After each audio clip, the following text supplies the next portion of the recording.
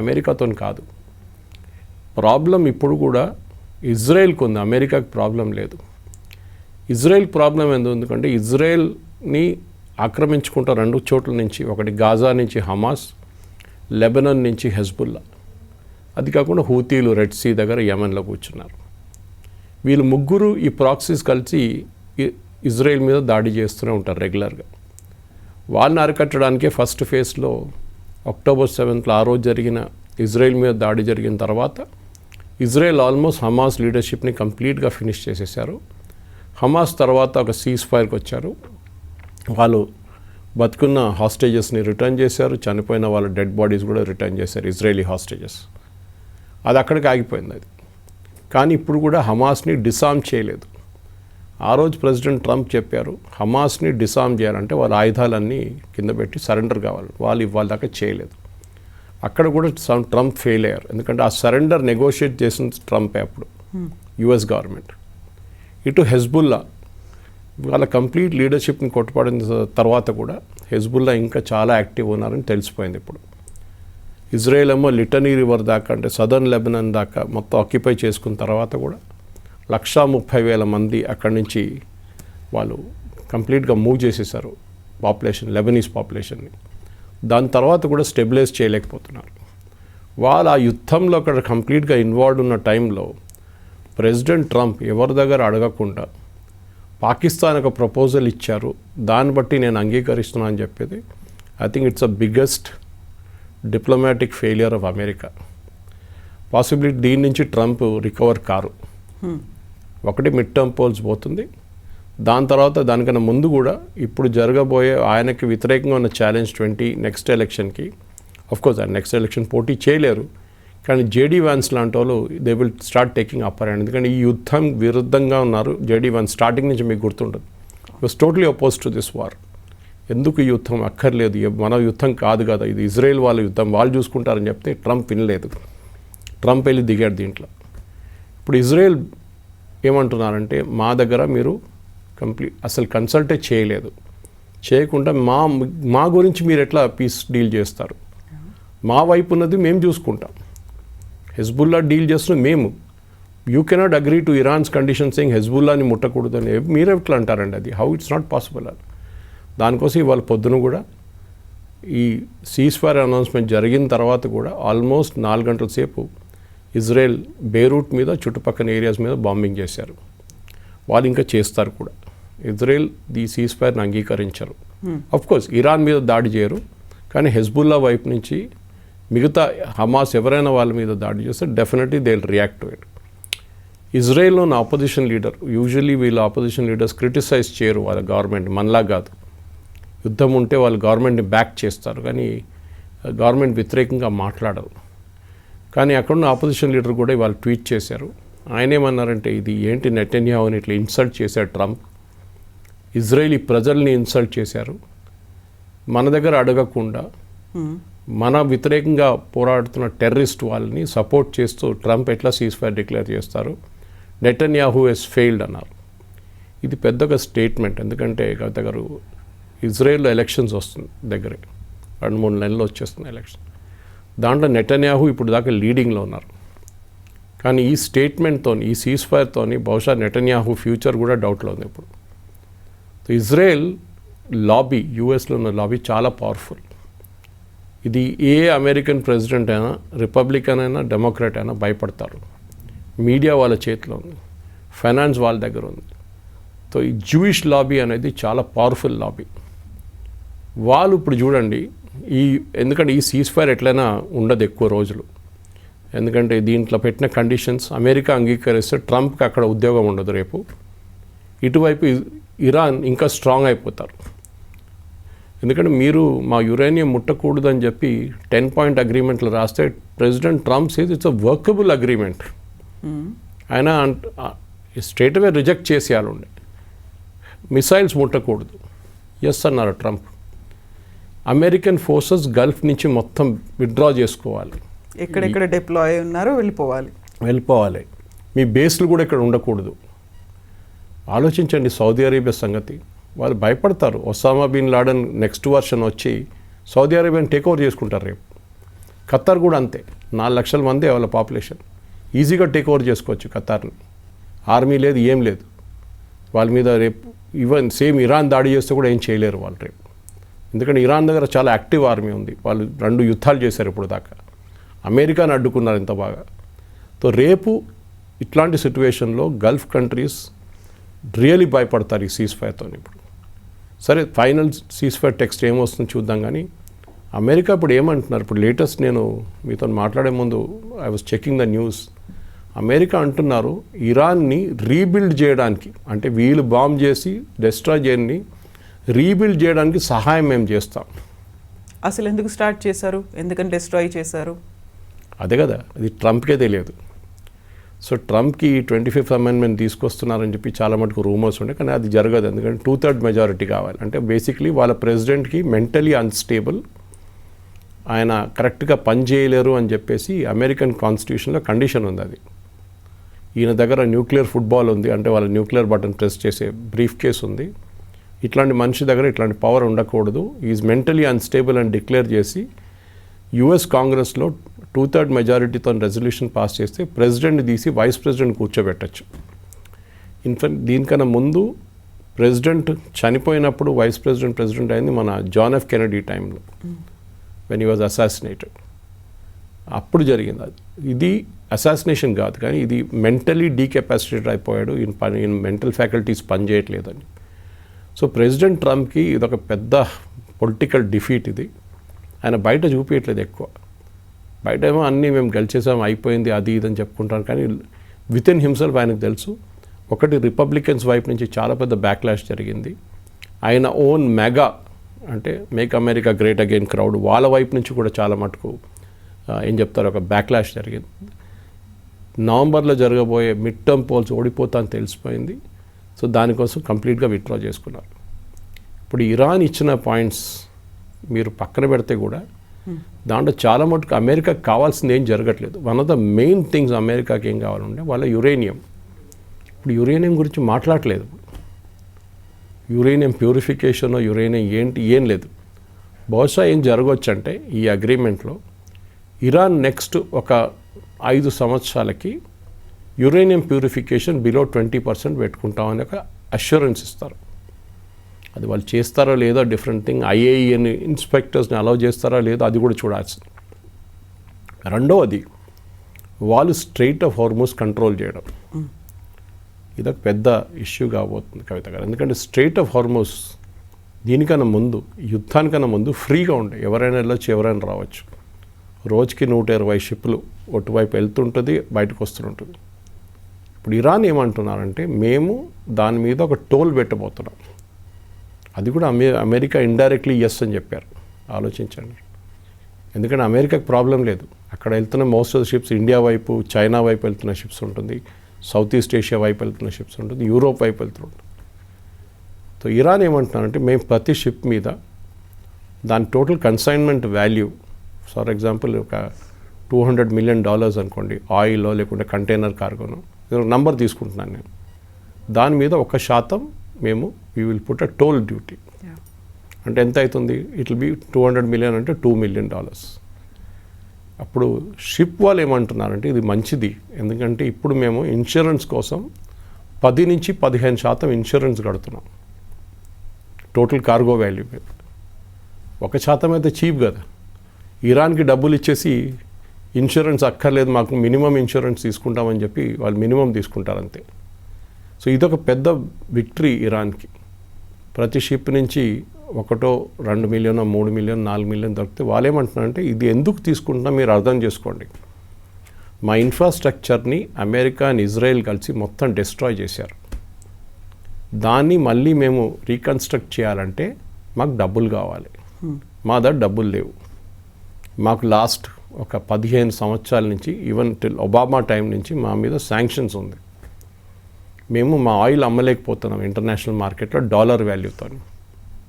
ఇప్పుడు మేము ఒకటి మా మీద ఉన్న మొత్తం కంప్లీట్ శాంక్షన్స్ తీసేయాలి. అది కూడా చాలా క్లియర్గా చెప్పారు. Primary sanctions and secondary sanctions రెండు తీయమంటున్నారు. అది కూడా 10 కండిషన్స్లో ఉంది. And President Trump surprisingly has said yes to it. నేను అనుకున్నాను ఈవెన్ ఒక ఫస్ట్ రీడింగ్ చూడగానే దీంట్లో ఏదో తప్పు ఉందనుకున్నాను ప్రెసిడెంట్ ట్రంప్ చెప్పింది, కానీ he is now repeated again saying it's a workable proposal. నాకు అర్థం కావట్లేదు, ఆయనకు ఒక పొలిటికల్ సూసైడ్ ప్రెసిడెంట్ ట్రంప్కి ఇది. యుఎస్లో అక్కడున్న డెమోక్రాట్స్ వాళ్ళు ఇడవరు, ఇన్ని ఎంటబడతారు. ఇప్పుడు మీరు ఎట్లా కన్సీడ్ చేశారు ఇరాన్కి ఇదంతా అని చెప్పేసి. ఎందుకు మొన్నదాకా ప్రెసిడెంట్ ఒబామాని ఈయన ట్రంప్ చాలా మటుకు తిట్టాడు. మీకు గుర్తుంటుంది, ఒబామా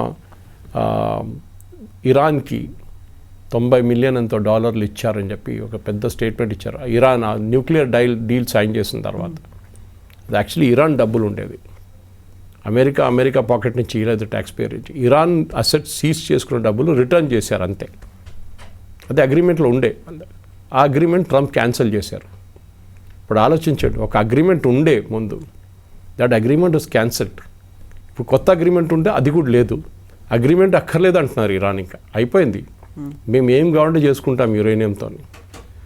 దీనికన్నా ముందు కూడా ట్రంప్ చాలాసార్లు చెప్పారు, ఈవెన్ ప్రెస్ మీట్లో చెప్పారు ఆయన, దట్ ఏ రోజు ఇరాన్ దగ్గర న్యూక్లియర్ ఆయుధాలు వస్తుందో ఆ రోజు ఇజ్రాయెల్ మ్యాప్లో ఉండదు, మొత్తం వైప్అవుట్ చేసేసారు ఇజ్రాయెల్ అని చెప్పారు. అది గల్ఫ్ కంట్రీస్ కూడా భయం ఉంది. పక్కనున్న సౌదీ అరేబియా కానీ, ఇటు పక్కనున్న బహ్రెయిన్ కానీ, కువైత్ కానీ, ఖత్తర్, వీళ్ళందరికి భయం. ఒకసారి and they proved it, come what may. Saudi Arabia ఒక యుద్ధం పార్టిసిపేట్ చేయలేదు, ఖత్తర్ చేయలేదు, వీళ్ళెవ్వరు కూడా ఒక direct war except for Iraq ఒక్కసారే వాళ్ళు 2 యుద్ధాలు ఫైట్ చేశారు. ఒకటి ఇరాన్తో 8 సంవత్సరాలు, దాని తర్వాత మన సద్దాం హుసేన్ గద్దె దింపినప్పుడు ఆ particular weapons of mass destruction కోసం వచ్చిన కంప్లీట్ యుఎస్ ఫోర్సెస్ 2 సార్లు యుద్ధం జరిగింది ఇరాక్లో. వాళ్ళకు కొంచెం ఎక్స్పీరియన్స్ ఉంది, కానీ మిగతా ఏ దేశానికి అక్కడ ఎక్స్పీరియన్స్ లేదు. సో టుడే ట్రంప్ ఐడియా ఏంటంటే అక్కడ ఇరానియన్ ఆయిల్ని కంట్రోల్ చేయడం, అదే ఆయన మెయిన్ టాక్ట్. మీకు చూసుంటారు, వెనిజువేలా ఎందుకు వెళ్ళారు, ఆయిల్ కోసం వెళ్ళారు. ఇరాన్ ఎందుకు వచ్చారు, ఆయిల్ కోసం వచ్చారు. That is it. ఈ ఆయిల్ కోసమే ఈ గొడవ అంతా జరిగింది. యురేనియం కాదు, మిస్సైల్ కాదు, ఏం కాదు. అండ్ డెఫినెట్లీ దీని ఒక పెద్ద బ్యాక్లాష్ నెక్స్ట్ ఒక 2-3 రోజుల్లో ఒకసారి ఫైనల్ డీటెయిల్స్ బయటకు వస్తే నేను ప్రెడిక్ట్ కూడా చేస్తాను, బహుశా ఈ ఇస్లామాబాద్లో జరగాల్సిన టాక్స్ కూడా ఒక్కొక్కసారి జరగకపోవచ్చు. ఏప్రిల్ 10th అవుతాయి అని అనుకున్నవి జరగదు అది నేను అనుకుంటాను. ఎందుకంటే it will be a political suicide for Trump. And Israeli pressure ఎంత ఎక్కువ ఉంటుందంటే ట్రంప్ మీద యుఎస్ మీడియాలో అటాక్స్ మొదలవుతుంది. అది ట్రంప్ తట్టుకోలేరు అది. So that will be the end of political Trump అక్కడి నుంచి. అండ్ రాజీనామా చేసి వెళ్ళిపోతారు, that's a different thing. But ఒక లేమ్ డక్ ప్రెసిడెంట్ అయిపోతారు. దట్ ఇరాన్ లాంటి ఒక రాష్ట్రం మీద మీరు ఏమేమి చెప్పారు, మొత్తం సివిలైజేషన్ ఫినిష్ చేసేస్తాను, ఒక బిల్డింగ్ ఉండదు, ఒక బ్రిడ్జ్ ఉండదు, ఒక ఏం చెప్తారు పవర్ ప్లాంట్ ఉండదు, ఏం ఉండదు అని చెప్పిన మనిషి పులిలాగా వచ్చి పిల్లిలాగా వెళ్ళిపోయారు అంతే. అది జరిగిందనమాట. So definitely this is Trump the పెద్ద పొలిటికల్ లైఫ్లో ఏదో పెద్ద ఏం చెప్తారు ఒక బ్లాక్ మార్క్. కాకపోతే ప్రపంచానికి మాత్రం ఒక రిలీఫ్ అనేది కనిపించింది. ఏం జరగలేదు, అంతా బాగానే ఉంది, కొంచెం మన మీద బర్డెన్ పడకుండా తగ్గింది, కనీసం ఒక 2 వీక్స్కైనా పీస్ఫుల్గా ఉండబోతోంది అనేటువంటి ఒక రిలీఫ్. ఎంత అయినప్పటికీ కూడా ట్రంప్ అలా ఎందుకు చేశాడు అనుకున్నప్పుడు పోన్లే థ్యాంక్ గాడ్ ఇప్పటికైనా యాక్సెప్ట్ చేశాడు అనే ఒక ఫీల్ అనేది ఉంది. బట్ నెక్స్ట్ ఏం జరగబోతోంది, అంత ఈజీగా ఎంత పొలిటికల్ సూసైడ్ అనుకున్నప్పటికీ ఇరాన్ మాత్రం అంత స్ట్రాంగ్గా ఎలా ఉండగలిగింది, తన మాటని ఎలా నెగ్గించుకోగలిగింది అనేది మనం దీనికన్నా ముందు కూడా మాట్లాడాం కవిత గారు.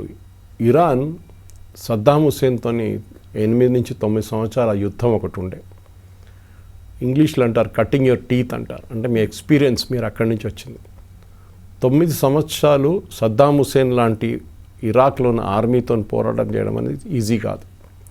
ఆ యుద్ధంలో ఎవరు గెలవలేదు, సద్దాం హుసేన్ గెలవలేదు, ఇరాన్ కూడా గెలవలేదు. కానీ చాలామంది చనిపోయారు, వేలాది మంది చనిపోయారు సోల్జర్స్, ఇక్కడ అక్కడ 2 వైపులు. డ్యామేజెస్ చాలా జరిగినాయి. ఎయిర్ ఫోర్స్ ఇద్దరిది ఆల్మోస్ట్ నాశనం అయిపోయింది. దాని తర్వాత ఈవెన్ స్ట్రేట్ ఆఫ్ హొర్ముస్, ఈ హొర్ముస్ మనం ఇవాళ మాట్లాడుతున్నాం, ఆ రోజు కూడా హొర్ముస్ మీద షిప్ల మీద దాడి చేశారు. ట్యాంకర్ వార్ అంటారు దాన్ని. వీళ్ళిద్దరు అక్కడిక్కడ బాంబ్ చేసుకున్నారు, మొత్తం స్ట్రేట్ ఆఫ్ హార్మోస్ ఆగిపోయింది. అప్పుడు కూడా కొత్తదేం కాదు, ఆ రోజు జరిగింది. సో ఇరాన్కి ఏంటంటే వాళ్ళకు ఒక ఎక్స్పీరియన్స్ ఉంది ఫైటింగ్ చేసి.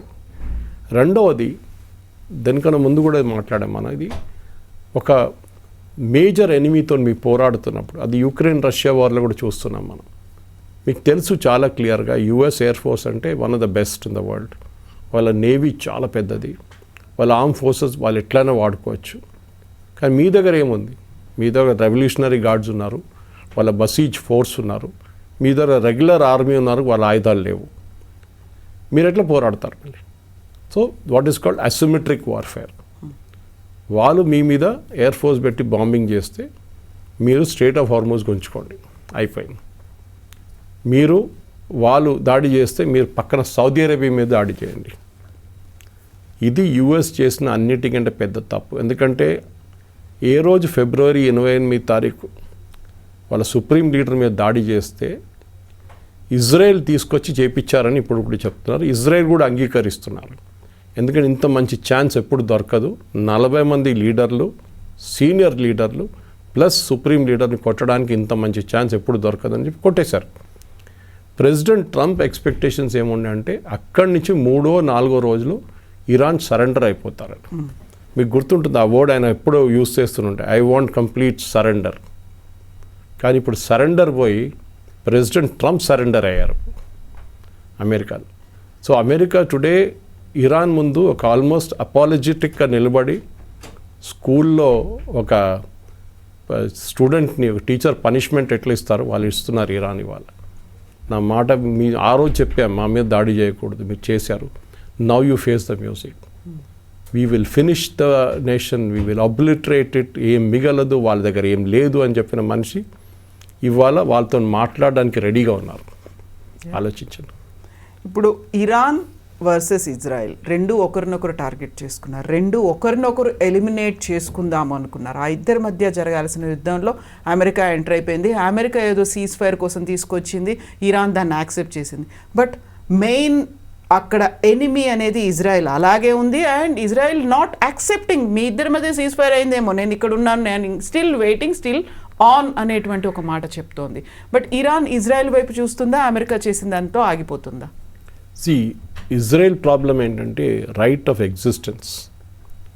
ఇరాన్ లాంటి దేశం ఏమంటారు, death to America, death to Israel, ఒకటే టోన్లో అంటారు వాళ్ళు.